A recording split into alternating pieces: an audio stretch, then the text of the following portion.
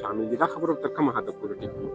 یا یو څو کسان دي چې د هغې د وجې نه دا پوره قوم چې دلته پروت دی دا بدنام شوی دی؟ بھاجانه ګوره دا داسې هرې معاشرې کې یو انساناني خپله موږ دغه واړه غټ سلو دا دي سپین ږیري شوګیري م سپینې دي په ټول عمر کې موږ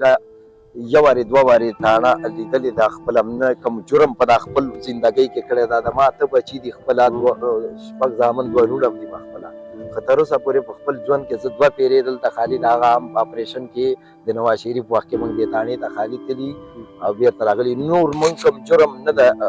داسې کړی چې یا هم یو سړي سره زیاتی کړی یا هم چا نه مال اخیستی دغه خپله منډهي ده او دا کور لکه خپل محنت خپله مزدوري هم دلته لکه واړه چې موږ ښې او چپ لاس پېژندلی موږ تعلیم نه ده کړی غریبي وه دغه منډۍ او دا کورونه دلته دا سم نیم چې ته وینې دا غونډه انپړه دي دا پړه لیکه نه دي دې کې دغه یو نیم ماشوم که اوس کم یو سکول کې اچولی نور غونډه انپړ دي دا که خپل وطن ته هم لاړ شي بېکاره دي یا به د چا فنډ وړي یا به مزدوري کوي ولې چې دوی په دفتر نه شي کېناستی.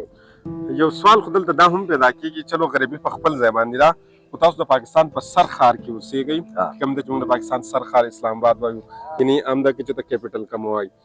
په دې کې تاسو تعلیم ولې نه دی کړی په خپلو بچو باندې تعلیمونه ولې نه کړی د دې څه وجه کېدلی بھاجان بچو باندې موږ دا کوم وړوکی نسل چې ده په دې باندې روان ده تعلیم چې دا کوم موږ نکته دي هغه شکر ده ټول موږ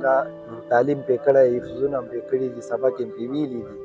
خو لکه د سهولت له فرامه که زه درته وایم د موږ غوندې اوس دا کوم چې معاشره یې دا مشران دا سم نیمه بې تعلیمه پاتې دي ولې چې هغه وخت کې بدبختي وه غریبي وه کارونه پلرونه یو چاته 10 بچي ورلغاړې چاته 10 نو د دغې مشکل نه اوس فلحال خو چې دا کوم بچي دي دا شکر دا بعضې ډېر په ځایو کې تعلیم سرکاري کې نه هلي نو پرایویټ کې اچولي دي خو هغه زندګي پکې کم ټینشن نه دی تعلیم دی اخر څه پیغام لري نور کسانو ته هم تاسو څه پیغام لرئ نو ویلی شي پاکستان حکومت نه څه تاسو پیغام ورکول غواړئ یا د هغې نه څه غوښتنه کول غواړئ یا د افغانستان د حکومت نه څه غوښتنه کول غواړئ؟ بھاجان درخواست هم دې ورونو نه دا ده چې دغونه وګوري دې مظلومانو ته چې په یو ښه طریقه په یو ښه سیسټم باندې جګ کړي یا خپل وطن ته ولیږي او یا یې دلته پرېږدي او هغه ملک نه خپل ملک نه هم دا درخواست ده چې داسې یو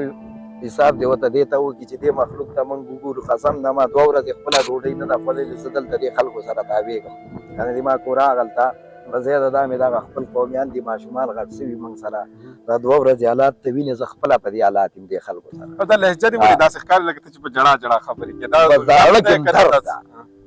درد یو انسان داسې دی چې بس که زه درته ووایم قسم په خدای دغلته داسې ماشومان ول چې بېګا یې هغه ډوډۍ هم سمه نه وخوړې ماشومان ډېر د افسوس خبره نه ده د سر ښار کې اوسېږئ د یو ملک او په هغې کې ماشومانو ته خوراک نه میلاویږي څه وجه ولې موږ بس بھاجان داسې ده چې اکثره دا غونډ خلک یې سهار ګډي ماښام یې خوري نور د الله مالک شي دې خلکو ناظرین کرام تاسو د دوی دا خبرې هم واورېدې زه کوشش کوم نورو کسانو سره به هم خبرې کوو مزید د ده سره د الفاظ هم ملګرتیا نه کوي او تاسو وینئ چې دوی په سترګو کې اوښکې هم راغلي او د دې یو وجه هم جوړېږي ځکه چې دا وخت که موږ وګورو په اسلام آباد کې اولنۍ میاشت یعنې د جنورۍ میاشت ده او په دې کې دلته ډېره زیاته یخني وي که موږ د جنورۍ خبره وکړو یا د فروری خبره وکړو نو بالخصوصا دې سره مري ډېره زیاته نږدې ده د هغې د وجې نه ډېره یخني وي او په دې یخنۍ کې یو کس ستا کور وران کړي او د هغې نه بعد که ته ځې په کرایه باندې هم یو ځای نیسې نو تا ته په کرایه باندې کور هم نه میلاویږي او د هغې وجه دا ده چې تا سره د پاکستان شهریت نشته یا د پاکستان چې کومه آیډنټي کارډ کومې ته موږ وایو یا شناختي کارډ ورته وایو هغه تا سره نه وي نو ته چې چا ځای ته ځې او هلته کور په کرایه باندې هم اخلې نو هغه یریږي ځکه چې پولیس راځي او هغوی تنګوي چې تاسو افغانستان چې کومه کسان دي دا ولې تاسو مهاجر د ځان سره ساتل دي ډېرې زیاتې مسلې دي کوشش کوم د نورو کسانو نه هم معلومات کوو چې دوی ته څه مسایل دي د بلې ویډیو پورې ماته اجازه راکړئ د الله په امان